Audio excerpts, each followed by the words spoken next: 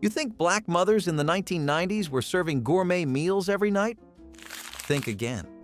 These queens were performing miracles with food stamps, WIC vouchers, and $5 grocery budgets, turning the cheapest cuts and pantry staples into dinners that fed entire households while still tasting like love. Let's dig into 30 cheap meals that black mothers cooked in the 1990s. Red beans and rice on Monday nights was more than tradition. It was economic genius wrapped in Creole seasoning and slow-cooked patience. Black mothers across the South knew this dish stretched weekend ham bones or smoked sausage into a meal that could feed 6 people for under $3.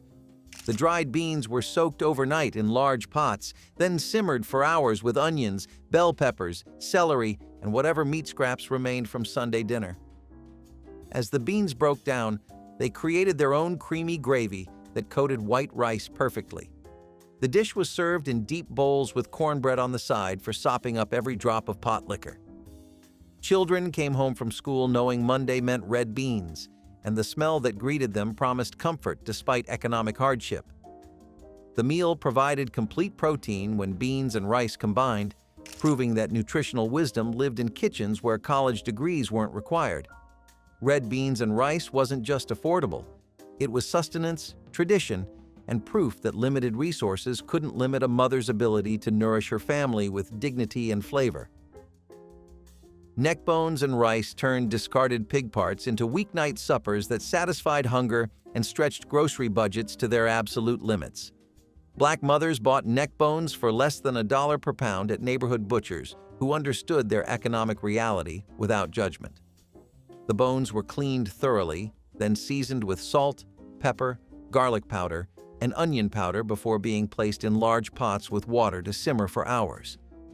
As the meat slowly fell from the bones, it created a rich, gelatinous broth that became the foundation for gravy served over white rice. The texture was tender, almost melting, with bits of meat that children picked clean from every bone on their plates. Mothers served neckbones with canned green beans or cabbage, vegetables that cost pennies and added nutrition to the plate. Children learned patience eating this dish, carefully navigating bones to find every scrap of meat their mothers had coaxed into tenderness through time and low heat. Neckbones and rice represented resourcefulness elevated to art form, proving that even the parts others threw away could become something families gathered around tables to share. Chicken quarters and potatoes filled baking pans in ovens across black households every week, a reliable dinner that cost less than $5 but fed families of 4 or more. Mothers bought party packs of leg quarters on sale, sometimes as cheap as 49 cents per pound, bringing home 10-pound bags that lasted through multiple meals. The quarters were rinsed, patted dry, then seasoned generously with seasoning salt, paprika, garlic powder, and black pepper before being arranged in aluminum foil-lined pans. Potatoes were quartered and tossed with vegetable oil and the same seasonings, scattered around the chicken to absorb the drippings as everything roasted. After an hour, the kitchen filled with aromas that announced dinner was ready. Crispy skinned chicken with tender meat, potatoes golden and soft inside with crunchy edges. Children fought over drumsticks versus thighs, and mothers divided portions carefully to ensure everyone got enough. This meal appeared weekly because it delivered satisfaction without requiring constant attention or expensive ingredients. Chicken quarters and potatoes proved that simple preparation created dinners children remembered decades later. Spaghetti with ground turkey replaced traditional beef in black households during the 1990s, when mothers discovered turkey cost less and stretched further with smart seasoning. A pound of ground turkey ran about $2, enough to feed a family when combined with a jar of store-brand spaghetti sauce and a box of pasta. Mothers browned the turkey in skillets with diced onions and bell peppers, adding garlic powder, Italian seasoning, and a pinch of sugar to mask any gamey flavor. The meat was crumbled fine, so it distributed evenly through the sauce, making a small amount seem more abundant. Spaghetti boiled in large pots with salt and a drizzle of oil to prevent sticking, then drained and mixed with the meat sauce until every strand was coated. The meal was served on plates that children cleared completely, using white bread to wipe up remaining sauce because wasting food wasn't an option. This dinner cost less than $4 total but filled everyone's stomachs and provided the carbohydrates and protein needed to fuel growing bodies. Spaghetti with ground turkey wasn't fancy, but it was reliable and satisfying. Hamburger Helper came in varieties that promised complete dinners for under $5, and Black mothers kept their pantries stocked with boxes that delivered on that promise. Ground beef at $2 per pound combined with a $1 box of Helper created meals that filled bellies when grocery money ran thin. Mothers browned the meat with onions, drained excess fat carefully because wasting anything edible felt sinful, then added the pasta, seasoning packet, and milk as directed. The skillet meal bubbled and thickened into creamy comfort that children spooned onto plates without hesitation. Cheeseburger macaroni was the favorite, with its tangy cheese sauce coating both pasta and meat in familiar flavors. The entire meal came together in 30 minutes, crucial when mothers worked full-time jobs, then came home to children needing homework help, baths, and bedtime routines that left little energy for elaborate cooking. Hamburger Helper wasn't gourmet, but it was reliable, affordable, and actually tasty enough that children requested it by name. These boxed dinners represented the 1990s food industry's answer to working mothers' needs. Fried chicken wings from party packs transformed budget cuts into crispy weeknight celebrations that children greeted with genuine excitement. Wings cost significantly less than breasts or whole chickens, and Black mothers bought them in bulk, 10-pound bags that lasted through multiple meals. The wings were separated at joints, rinsed thoroughly, then seasoned with salt, pepper, garlic powder, and paprika before being dredged in seasoned flour. Hot oil in cast iron skillets or electric fryers turned the wings golden brown and crackling crispy, the sound of frying announcing dinner to everyone within hearing distance. The wings were drained on paper towels or brown paper bags, then piled high on plates alongside white bread and hot sauce. Children ate them with their hands, gnawing meat from every bone because mothers taught them that wasting food showed disrespect. These wings weren't restaurant quality, but they were made with love and seasoning knowledge passed down through generations. The meal cost less than $5, but delivered satisfaction that transcended price. Salmon croquettes transformed canned pink salmon into golden patties that stretched protein across tight budgets while delivering nutrition mothers knew their children needed. A can of salmon cost about $1, and mixed with breadcrumbs, egg, diced onions, and seasonings created 6 patties that fed entire families. Mothers drained the salmon carefully, reserving the liquid for moistness, then picked through for bones and skin that some families ate for calcium while others discarded. The mixture was formed into balls, flattened into patties, and fried in vegetable oil until the exteriors crisped and turned deep golden brown. The taste was distinctly fishy, but not unpleasantly so, with crispy edges giving way to tender, flaky centers that broke apart under forks.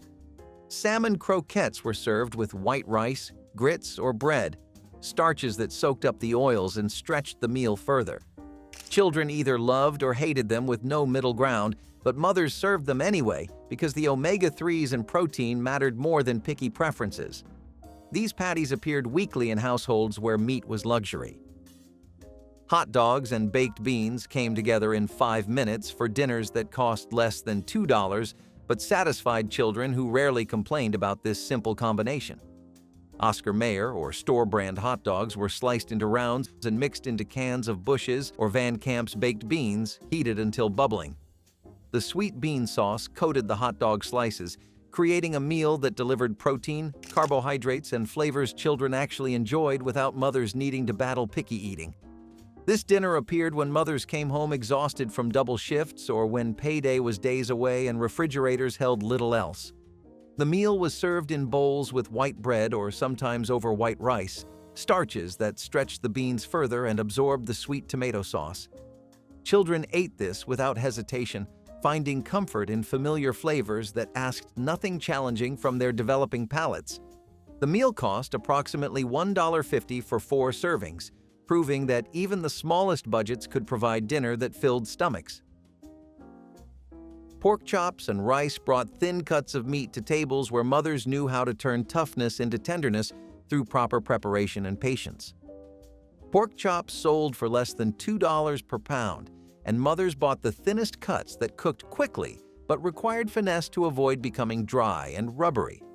The chops were seasoned with salt, pepper, and garlic powder, then browned in skillets before being removed while gravy was made from the drippings, flour, and water. The chops returned to simmer in the gravy until tender, their flavors melding with onions and black pepper into something approaching richness, despite humble origins. White rice cooked in separate pots, the starch that absorbed gravy and stretched the meal to feed entire families from just 4 or 5 pork chops.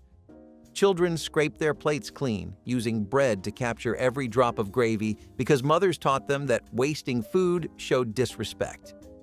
This meal appeared weekly in households where mothers understood that affordable protein required creativity to become satisfying. Fried bologna sandwiches transformed cheap lunch meat into crispy, curled suppers that children requested by name on nights when mothers needed quick, easy dinners. Oscar Mayer bologna cost about $2 per package and made sandwiches for days, but frying it elevated the meat into something special. Thick slices went into hot skillets without oil because the bologna released enough fat as it cooked, the edges curling up to create bowls that filled with grease. Mothers pressed them flat with spatulas or left them curled depending on family preference, cooking until the surface turned brown and crispy. The fried bologna went onto white bread with mustard, mayonnaise, and sometimes cheese, creating sandwiches that tasted 100 times better than the plain cold version. Children ate these enthusiastically, the crispy-edged meat providing textural satisfaction that elevated humble ingredients into something approaching excitement. Mothers served fried bologna with chips or canned soup, meals that came together in minutes when time was precious and energy depleted. Spam and eggs brought canned meat to breakfast tables and weeknight dinners alike, a protein combination that kept families fed when fresh options disappeared between paychecks. A can of Spam cost about $2 and provided several meals' worth of protein that didn't require refrigeration until opened. The meat was sliced thick or thin depending on preference, then fried in skillets until the edges crisped and the distinctive pink meat turned golden brown. Eggs scrambled or fried cooked in the rendered Spam fat, creating a breakfast for dinner meal that cost less than $3 but fed entire families adequately. The taste was salty, processed, and polarizing. Children either loved Spam or despised it with no middle ground. Mothers served it anyway because protein was protein, and growing children needed it regardless of their preferences. Spam and eggs appeared on tables during the last week before payday when refrigerators held little else. Chili mac, combined ground beef chili with elbow macaroni in single pots that fed families for under $5 with minimal effort and maximum satisfaction. Ground beef browned with onions, seasoned with chili powder, cumin, garlic powder, and salt, then mixed with canned tomatoes and kidney beans if available. Elbow macaroni cooked separately according to package directions, drained, then stirred into the chili until every piece was coated with savory, slightly spicy sauce. The meal was served in deep bowls with shredded cheese on top if budgets allowed, crackers on the side, and that ever-present white bread for soaking up remaining sauce. Children ate this enthusiastically, the familiar pasta combined with mildly spiced meat sauce hitting exactly the right notes for young palates. Mothers appreciated how chili mac stretched a pound of ground beef to feed 4 or more people, how it came together quickly on hectic weeknights. The meal represented fusion of comfort foods, chili's heartiness combined with mac's familiar ease. Egg and rice bowls were one of those quick meals that saved whole families on slow nights. You would take leftover rice from the night before, crack a few eggs, and fry them all together until the smell filled the air with something warm and familiar. Some used soy sauce, others poured hot sauce right on top for a cheap kick. It was all about stretching what you had into something you wanted to eat again.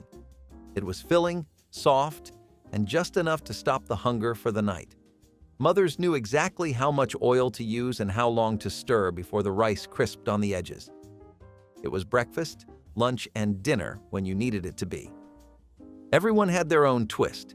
Some added onions or butter if they had it. Some kept it plain because that was enough. The best part was how fast it came together, like a small miracle after a long day. It did not cost much, but it always tasted like care. Rice and pinto bean casserole was the kind of dinner that turned thrift into tradition. You began with the most dependable foods you had: dry rice, canned beans, and a little oil to bring it together.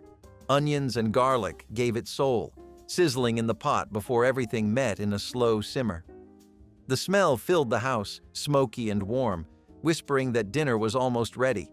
It cooked thick and steady, each grain swelling with flavor until it turned rich and creamy. Families gathered close, bowls waiting, knowing there would be enough for everyone. Sometimes a splash of hot sauce or a sprinkle of cornbread crumbs made it feel new, but it never needed more than what you already had. It was filling, kind food, the sort that did not brag but stayed with you. It stretched a few ingredients into something that felt abundant.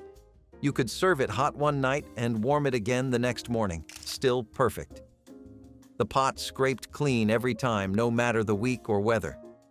It was humble food that carried its own quiet pride. In homes where money was thin but care was plenty, rice and pinto bean casserole was both a meal and a memory. Turkey wings with gravy were a quiet luxury, made from what was left behind after the big pieces were gone.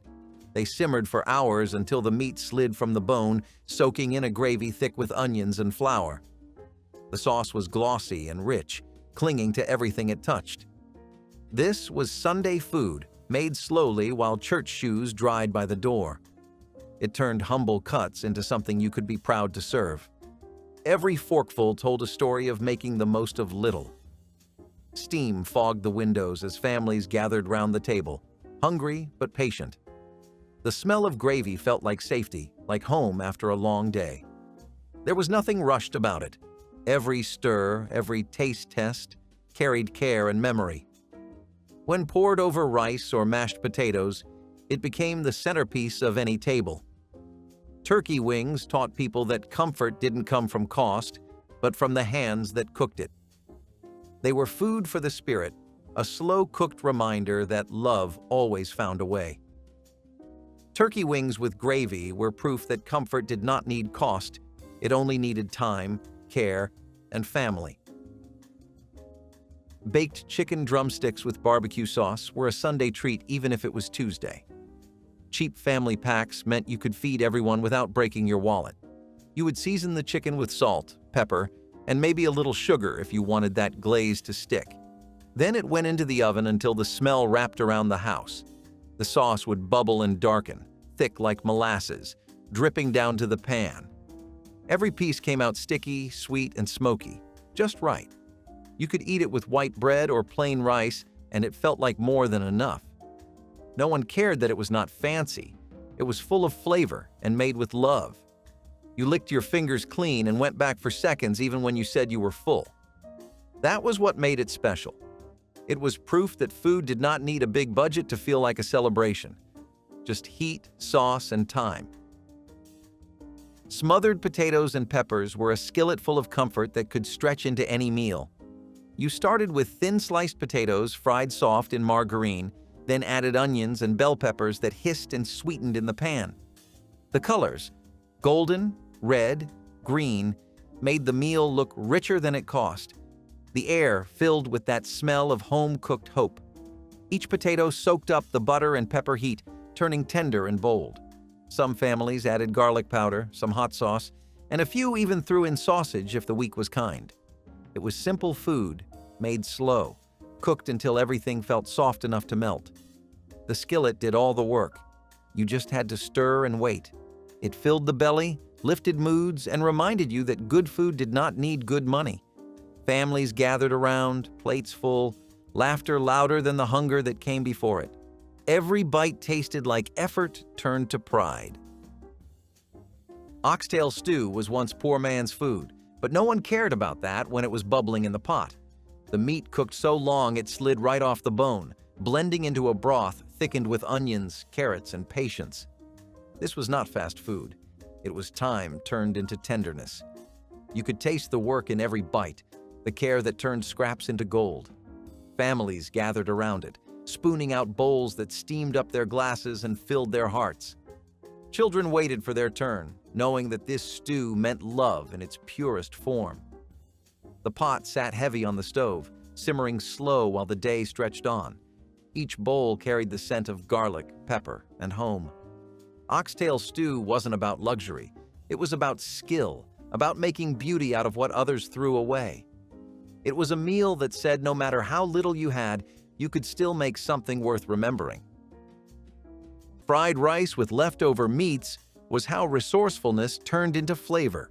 Whatever you had, Spam, hot dogs, or yesterday's chicken, went right into that skillet. You would start with cold rice, oil, and a little onion sizzling just enough to wake up the whole kitchen.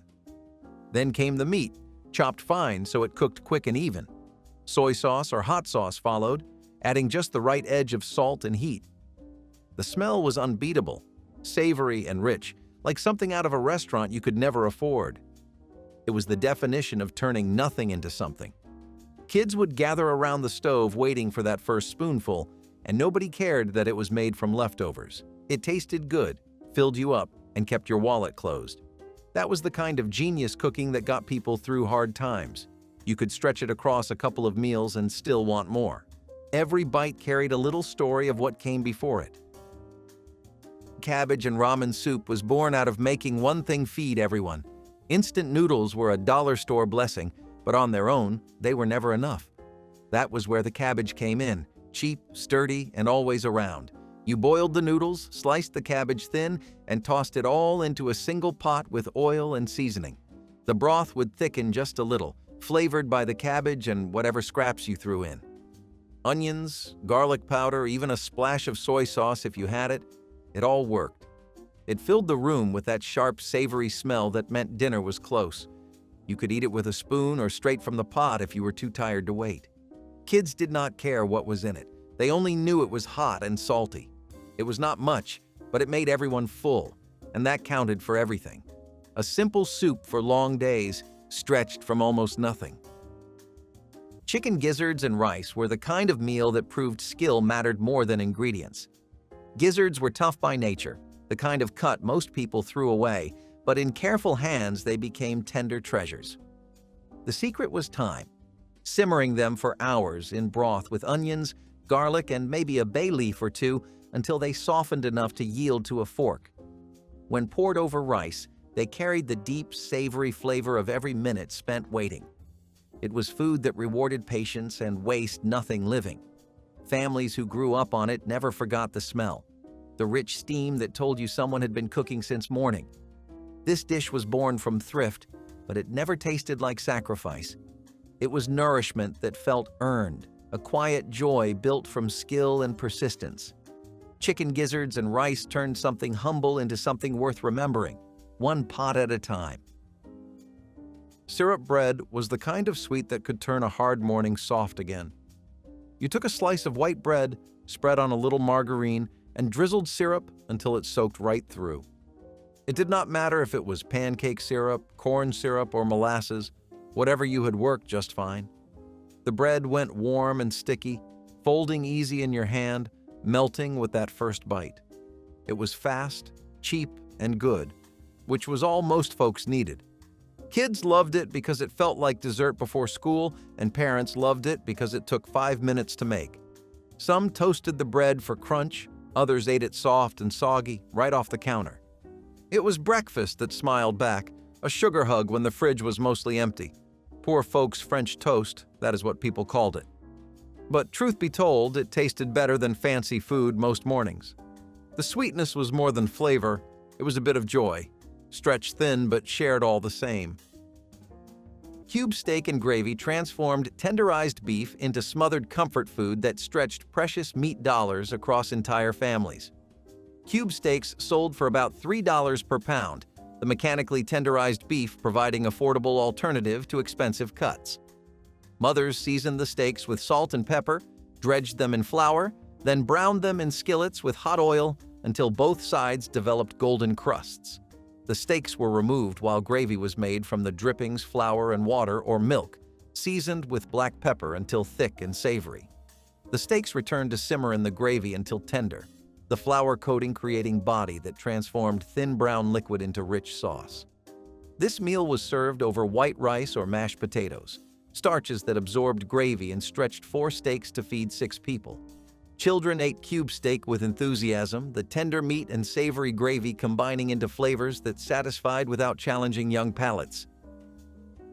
Hot water cornbread brought Southern tradition to tables for pennies, fried cornmeal cakes that accompanied beans, greens, or any meal needing bread without the weight of baking. Cornmeal mixed with hot water, salt, and sometimes a bit of flour created batter that mothers shaped into patties with their hands. The cakes were dropped into hot oil in cast iron skillets, fried until golden brown and crispy on the outside while staying tender inside. The exterior developed crackling crunch that gave way to soft, steaming cornmeal that tasted of earth and simplicity. Hot water cornbread cost almost nothing to make. A cup of cornmeal ran about 20 cents and made enough cakes to feed entire families. This bread appeared alongside pinto beans, collard greens, or any dinner where carbohydrates were needed to stretch protein further and fill hungry stomachs completely. Children ate hot water cornbread without hesitation, often with butter or syrup drizzled on top, finding comfort in textures and flavors that connected them to Southern heritage. Fried cabbage and sausage combined cheap vegetables with affordable meat for dinners that cost less than $4, but delivered satisfaction through proper seasoning and technique. A head of cabbage cost about 50 cents and fed entire families when chopped and cooked properly. Smoked sausage sold for about $2 per package and was sliced into rounds before being browned in large skillets. The cabbage was added to the sausage drippings, seasoned with salt, pepper, and sometimes a pinch of sugar, then cooked down until tender but not mushy. The sausage slices were stirred back in, their smoky flavor permeating every shred of cabbage. This meal was served with cornbread or white rice, starches that complemented the savory vegetables and stretched the dish further. Children often resisted cabbage in other forms, but ate this willingly because the sausage fat and smoke transformed the vegetable into something approaching acceptable. Mothers appreciated how this dinner came together quickly, how far a single cabbage stretched. Butter beans and ham turned dried lima beans into creamy, satisfying suppers when simmered with leftover ham pieces from Sunday dinners or ham hocks saved for this purpose. A pound of dried butter beans cost about 75 cents and expanded dramatically when soaked overnight then cooked, feeding families for days. The beans were simmered with ham pieces, onions, and seasonings until they broke down into creamy texture with rich, savory broth. The ham provided smoky, salty flavor that permeated every bean, making the dish taste far more expensive than its components suggested. This meal was served over white rice or with cornbread, starches that absorbed the potlikker and turned simple beans into complete dinners. Children ate butter beans more readily than other legumes because their creamy texture felt less intimidating than firmer beans. Mothers valued this meal for its economy, its ability to use up ham that might otherwise go to waste, and its nutritional completeness when paired with cornbread or rice. Dirty rice brought Louisiana tradition to tables for under $3. Leftover rice fried with ground beef and seasonings until every grain was coated with savory flavor and color. Day-old rice from previous dinners was broken up and set aside while ground beef browned in skillets with diced onions and bell peppers, seasoned with Tony Chachere's garlic powder and black pepper. The rice was added to the meat mixture and fried until it absorbed the drippings and turned slightly crispy, the grain separating and developing texture. Some mothers added chicken gizzards or livers, following traditional recipes, while others kept it simple with just meat and vegetables. This meal transformed leftover rice that might otherwise be thrown away into dinners children actually requested, the fried texture and savory seasoning making plain rice into something exciting. Mothers appreciated dirty rice because it used what was already available, stretched small amounts of meat across entire meals, and came together quickly on busy weeknights. Neckbone soup turned meaty bones into hearty broth with vegetables for dinners that cost less than $4, but filled bellies with warming satisfaction. Pork neckbones browned in large pots, then covered with water and simmered for hours until the meat fell from the bones and the broth developed rich, gelatinous body. Potatoes, carrots, onions, and celery were added during the last hour, cooking until tender in the savory liquid. The finished soup was thick with vegetables and tender meat, served in deep bowls with cornbread for sopping up every drop. Children learned to navigate the bones carefully, finding every scrap of meat while the vegetables provided nutrition mothers knew growing bodies needed. Neckbone soup appeared weekly in households where soup provided an efficient way to stretch meat and feed families affordably. Mothers made huge pots that lasted through multiple meals, the soup actually improving as flavors melded overnight in refrigerators. Fatback fried cabbage was a simple, deeply satisfying dish that turned a humble head of cabbage into a flavorful side worth remembering. Fatback, a cured slab of pork fat with a rich, salty taste, was diced and fried until it released its golden drippings. Into this savory base went shredded cabbage, sizzling as it hit the hot pan and slowly softening while soaking up all the flavor. The edges browned slightly, giving a hint of caramelization, while the tender leaves carried the smoky richness of the pork.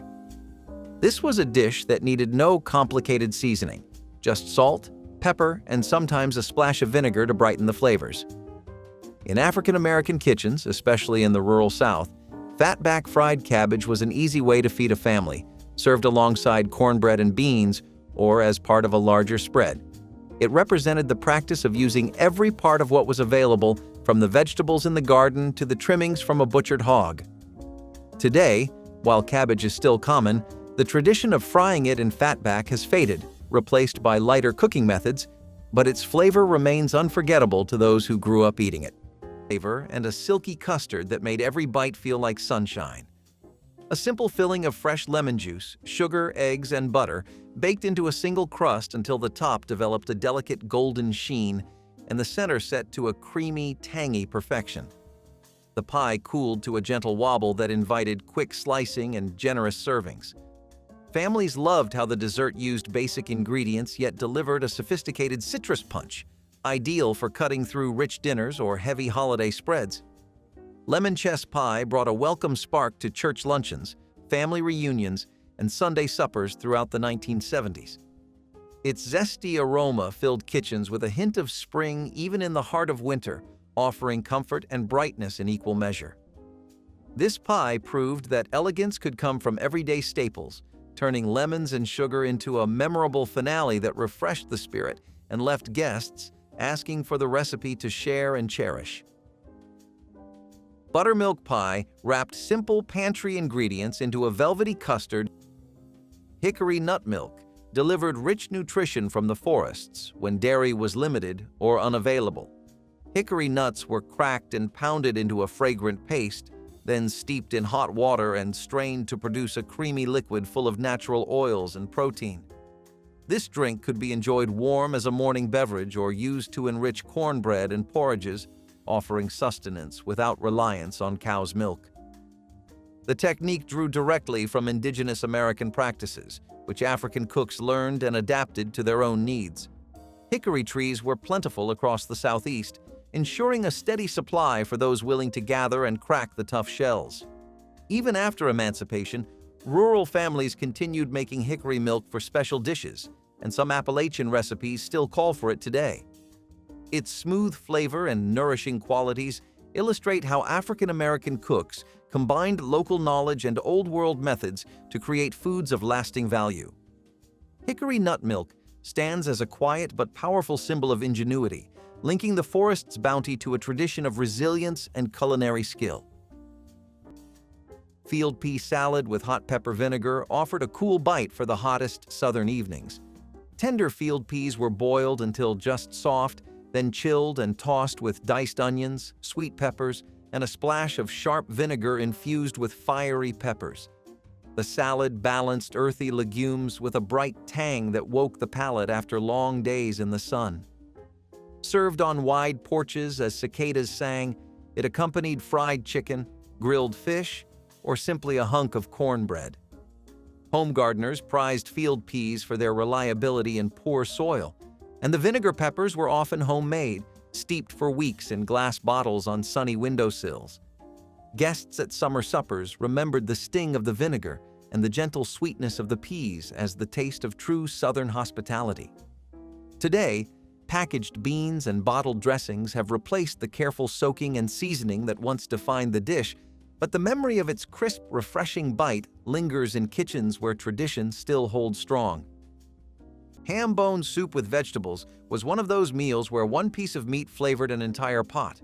A single ham bone, stripped of most of its meat, simmered for hours with onions, carrots, and potatoes until the broth turned rich and smoky.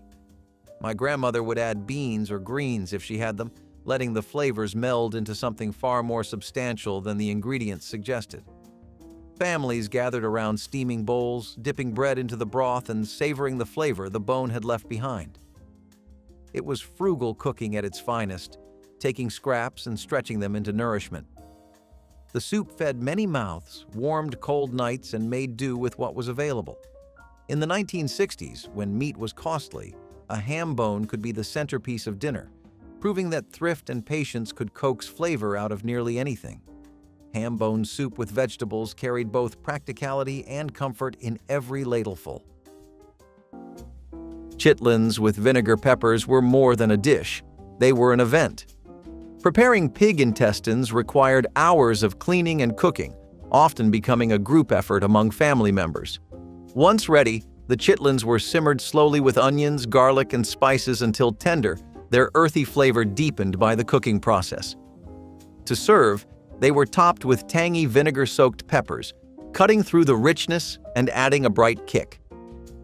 This dish was especially popular in winter months, often tied to holiday celebrations or community gatherings where large pots fed many people. The smell of chitlins cooking was unmistakable, and while some loved it and others turned away, no one could deny its cultural significance. It was a connection to a history of making use of every part of the animal, and to the resilience of cooks who worked with what they had.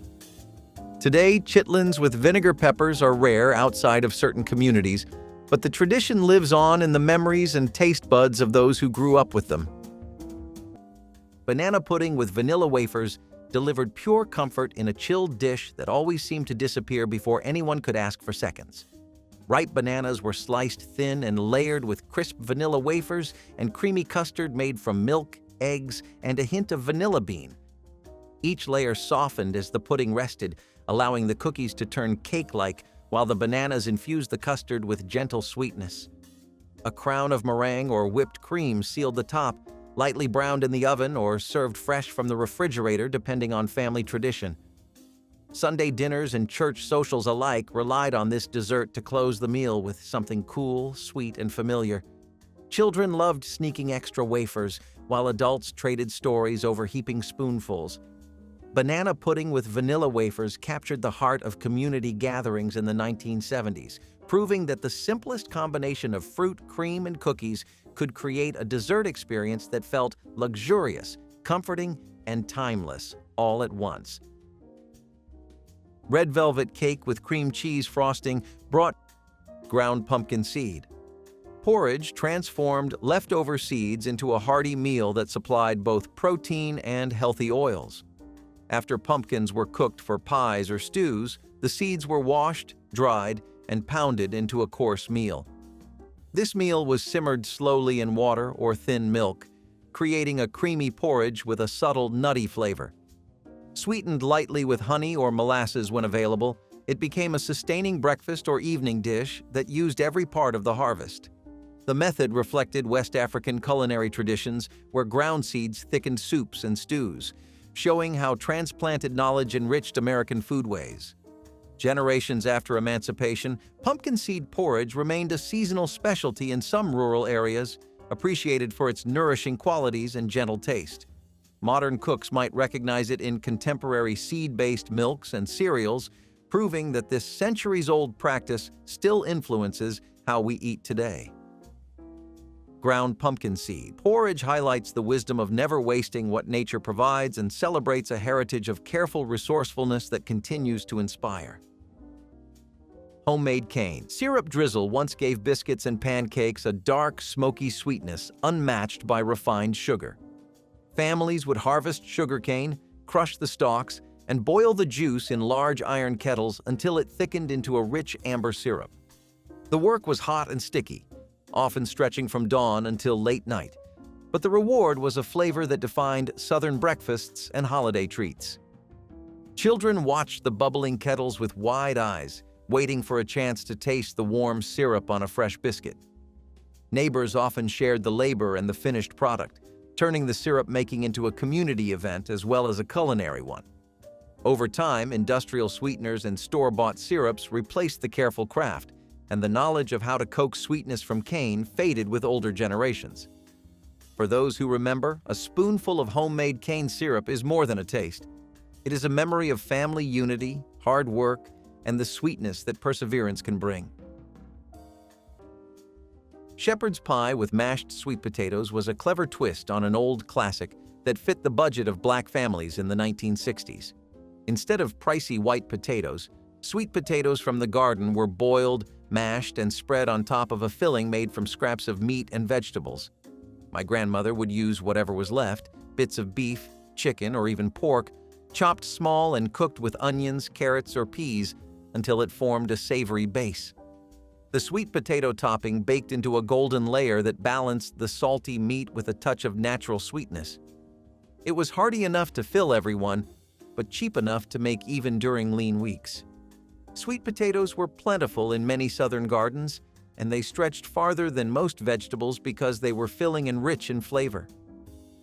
Shepherd's pie with mashed sweet potatoes was more than just food.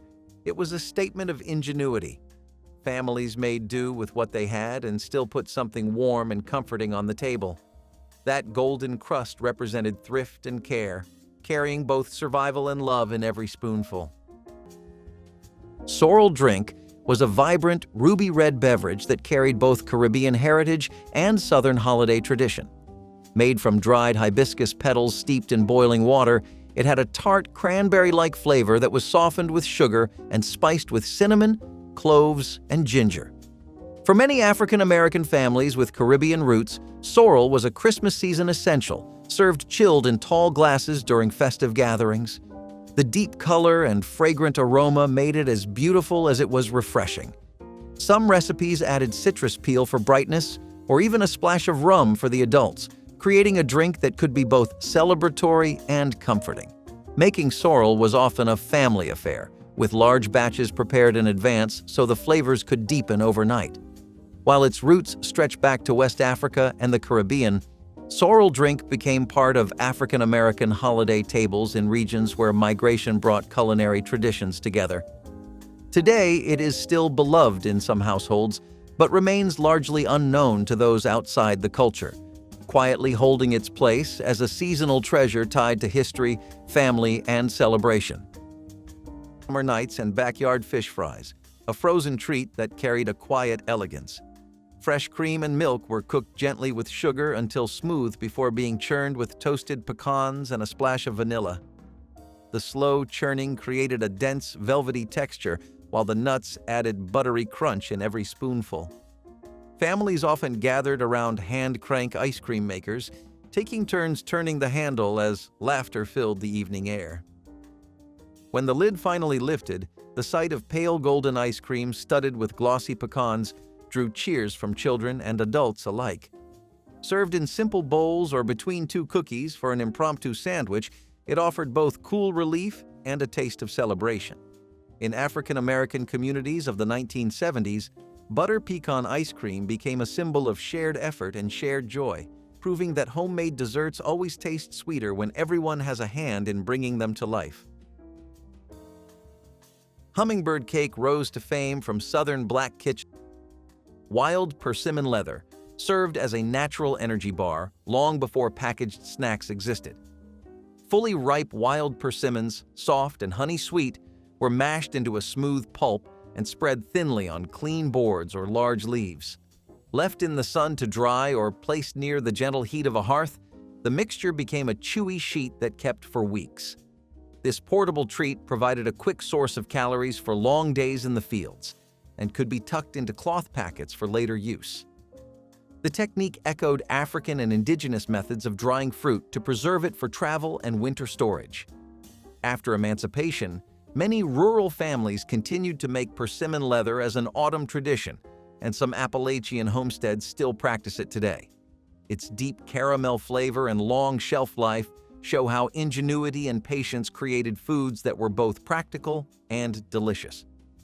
Wild persimmon leather stands as a vivid link between past and present, proving that simple preservation can yield enduring taste and nourishment. Which of these meals hit closest to home for you? Drop a comment, hit like, and subscribe for more forgotten flavors.